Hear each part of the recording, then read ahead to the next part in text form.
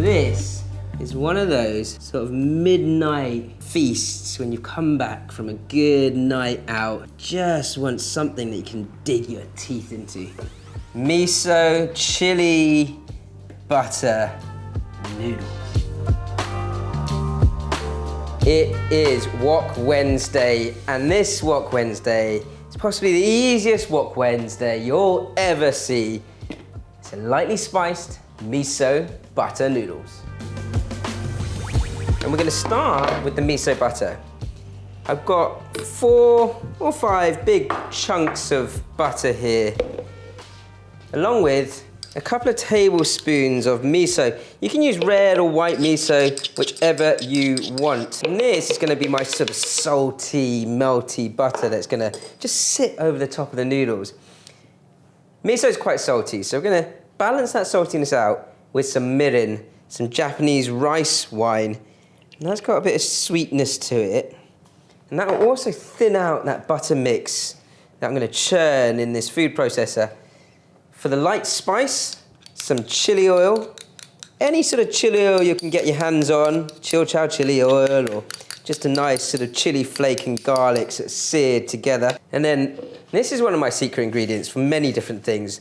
It's not just used for topping different dishes, but these crispy fried onions or crispy fried shallots work a treat and add a real base savory flavor to everything you want to cook. So about a tablespoon of that, and then some sesame seeds. These are toasted sesame seeds, which I'll use to top the noodles later on as well, along with some finely chopped spring onion.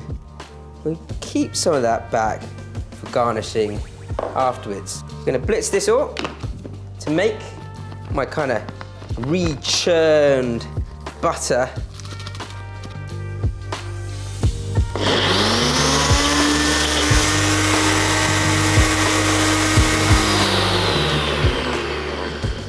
Now this is the sort of thing that I'd recommend when you're making, you make plenty of, and then just, once it's all churned up, use what you need to. Keep the rest for cooking whatever you want. You know, whether it's, I'm cooking noodles this time, I'm gonna fry an egg into this butter as well, or you just wanna spread it on some toast. It is absolutely delicious. Once your butter's made, you're straight onto the cooking, the noodles. And these here are dried organic ramen noodles. Now, unlike quite a lot of the other recipes on the channel where I'm sort of stir-frying noodles and things like that, when you're cooking these, usually with those types of noodles, if I'm stir-frying the noodles, I would just soak them in hot water and then use them to cook. These I want to cook through straight away. So I'm going to boil these on a rolling boil for about 3 to 4 minutes.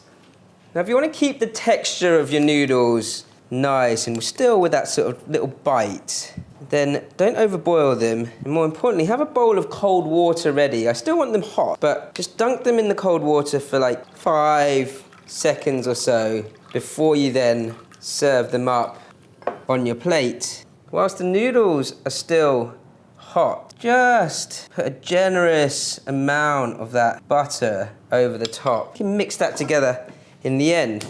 I quite like frying eggs in a wok because you get this really lovely crispy base underneath. And what better to fry them in that amazing miso chili butter. Now I want to get a nice crispy base on this egg. So I'm going to fry this in the wok with a bit of oil first. Now this wok is on a medium to high heat here. Crack that in carefully so it can get its crispy base. And that will bubble up straight away. A lot of Asian food is kind of like and actually this dish is kind of like a mismatch of all different types of Asian cuisine and a bit of Western with the butter in there. It's all about texture. You know, the noodles have a nice bite and that buttery mix is kind of melting in. The egg, I want it to have a nice crisp base so that it adds to that sort of combination of textures. Once your egg is kind of 2/3 to 3/4 cooked, then add more of this butter. And that, on a low heat, will just melt through and flavor the egg as well. Whoa. Something extremely exciting yet simple about this dish and what I'm doing here. That moment of excitement from that melting butter keeping the yolk as nice and sort of runny as possible before just lay that over the top.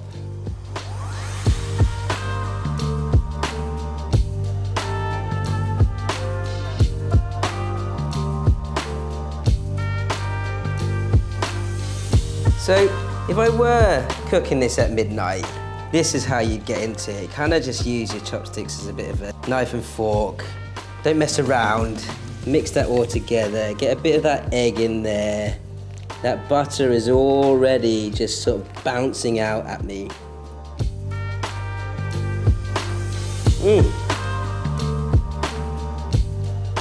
Oh my, oh my, oh my. Now, there's a buttery plate of goodness. Let us know in the comments below whether you've ever made anything as buttery and goodness-y as this, because that you don't want to miss.